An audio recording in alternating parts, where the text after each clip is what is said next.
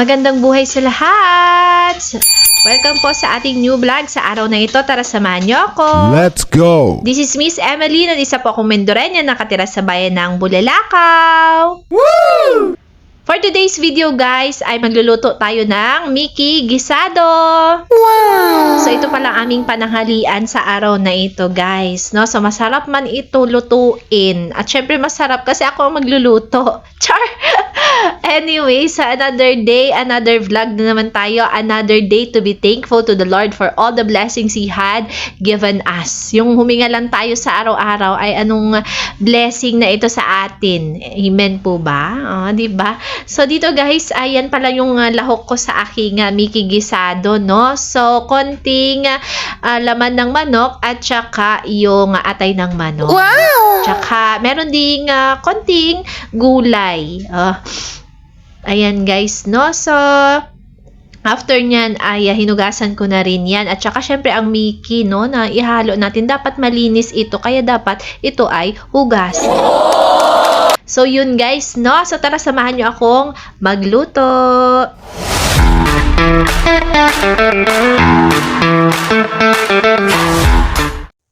So, ayan guys, no? So dito nag-ready lang ako ng pan. Pinainit lang yan. Tapos nilagyan na ang konting mantika lang. So, bawal ang maraming mantika at bawal at may sakit yung isa sa mga kasamahan namin dito sa bahay.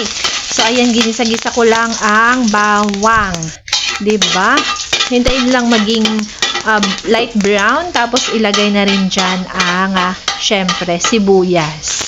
Pagkatapos ng sibuyas, no, kiraw-kirawin lang ito or halo-haluin lang. At kapag lumabas na ang kanyang kaluluwa, ay pwede na yan ilagay ang mga karne.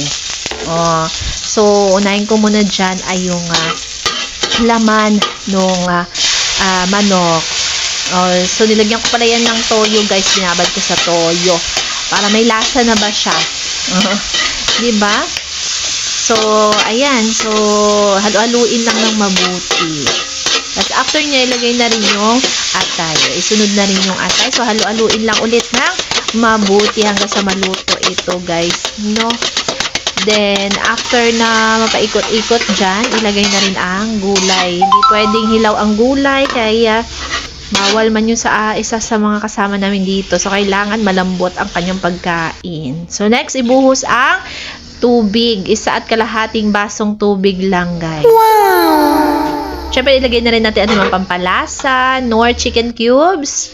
Pagkatapos, paminta naman. And then, after ng paminta, ay a little bit of asin. Ayan. So, hindi ko na yan nga tinikman kung ano ba ang lasa niya. Kasi, amoy pa lang, guys, ay mabango na at masarap na. So, alam mo na agad na okay na or tansyado na yung lasa ng pagkain. Diba? So, ito na siya. Naluto na siya, guys. Tara, samahan nyo kaming kumain.